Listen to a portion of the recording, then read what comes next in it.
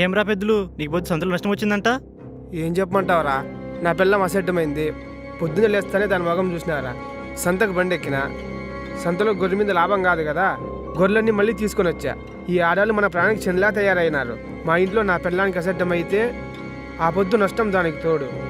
మా కొంపులో 3 ఆడోళ్ళు, ఒకరే దరిద్రం అనుకుంటే నా పానానికి 3 చెందిలా తయారైనారు.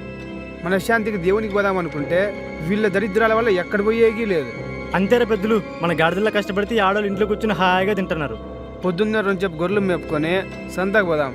జీవాలు అమ్మడిపోతాయో లేదో చూద్దాం.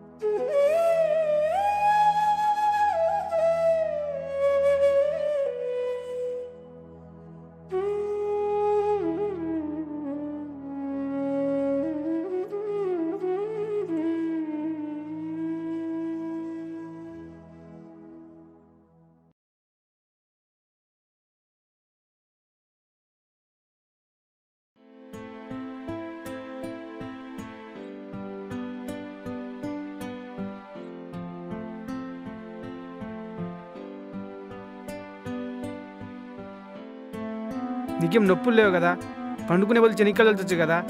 ప్రతి నెల నీతో నాకు పెద్ద తలనొప్పి అయిపోయింది. ఏయ్, నేను గొల్లు తొలుకొని పోతున్నాను, నేను లేను కదా అని చెప్పి ఇంట్లో పోవాలని ప్రయత్నించొద్దు. నా గురించి నీకు తెలుసు కదా.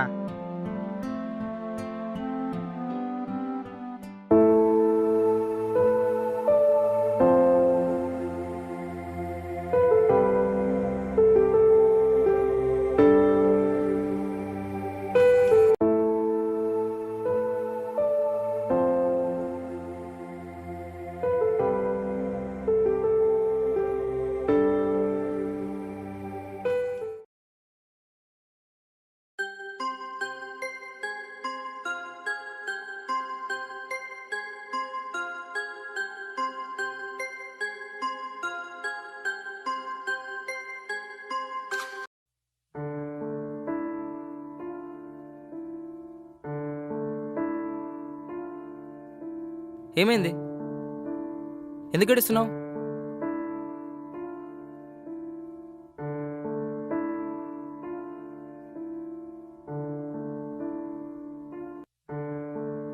ఏం బామర్ది, రావడం ఇప్పుడేనా? బాగున్నారా? అసలు మా అక్క ఎందుకు ఏడుస్తుంది? ఏమో నాకేం తెలియదు, నేనేమనలేదు. సరే, బయట ఎందుకు, లోపలికి పదండి. నువ్వు రా బామర్ది, మీ అక్క 3 రోజులు బయటే ఉండాలా. ఎందుకు? మీ అక్క అసడ్డమైంది. అయితే నీకు తెలియదులే బామర్ది, మీ అక్క అసడ్డమైంది. ఇంట్లోకి రాకూడదు, ఏం ముట్టుకోకూడదు, మైలు వండుతుంది. చదువుకున్నది ఎంత అర్థమవుతుందే బామర్ది. ఏంటి బాబా అలా అంటావు? నేను వచ్చిందే మా అక్కను చూడడానికి. తను అంతలా బాధపడుతుంటే కొంచెం కూడా జాలేయట్లేదా? పెద్ద తెలిసినట్టు మాట్లాడక బామర్ది. మా ఊర్లో అసడ్డమైంది, దేవుడి దగ్గర కూడా పోకూడదు. అయినా మీ అక్క వల్లనే నాకు వ్యాపారంలో నష్టం వచ్చింది. బావా, నువ్వు భక్తికి బానిస అవుతున్నావు. మూఢనమ్మకాలు పిచ్చితో మా అక్కను ఎందుకు ఇబ్బంది పెడుతున్నావు? ఇదేం మూఢనమ్మకం, అందరింట్లో ఇదే కదా జరిగేది. బావా, నువ్వు ఏ దేవుని బాగా నమ్ముతావు? పెద్దమ్మ తల్లి.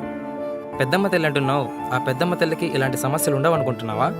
దేవతకు సమస్య ఉంది బామర్ది, పిచ్చిగా మాట్లాడొద్దు. లోకజనులను కాపాడే పెద్దమ్మ తల్లి రూపం ఆడరూపం. ప్రతి ఆడవారిలోనూ పెద్దమ్మ తల్లి ఉంటుంది. శివుడిలో సగభాగమైన పార్వతీదేవి ఆడది కాదా? అందరూ తలరాతలో రాసే ఆ బ్రహ్మదేవుడు సరస్వతీదేవి మాటకు కట్టుబడి ఉంటాడు. సరస్వతీదేవి ఆడది కాదా? అంతెందుకు, నువ్వు వెంట పడుతున్న డబ్బుకు రూపమైన లక్ష్మీదేవి ఆడది కాదా? ఆడవాళ్ళను భూమాతతో పోలుస్తారు బావా. ఎందుకంటే ఎంత బరువైనా బాధనైనా మోస్తారు కాబట్టి, ఎంత బాధ అయినా భరిస్తారు కాబట్టే దేవుడు పిల్లల్ని కనే బాధ్యతను ఆడవాళ్ళకి ఇచ్చాడు. మనం వాళ్ళలో 10% కూడా భరించలేం బావా. భర్త అంటే బాధని పంచుకునేవాడు, బాగా చూసుకునేవాడు అంటారు. అలా లేకున్నా పర్వాలేదు, కష్టం మాత్రం పెట్టకు. బిడ్డ కడుపులో ఉన్నప్పుడు నా బిడ్డ పెద్దయ్యాక బాగా చూసుకుంటాడు అనుకుంటుంది. అలాగే తాళి కట్టేటప్పుడు కూడా ఒక్క అమ్మాయి నా భర్త బాగా చూసుకుంటాడని అత్తారింట్లో అడుగు పెడుతుంది. ఆడవాళ్ళంటే మన మగవాళ్ళకి ఎప్పుడు చులకనే బావా. ఎందుకంటే ఇలాంటి శారీరక సమస్యలు మనకు ఉండవు కదా.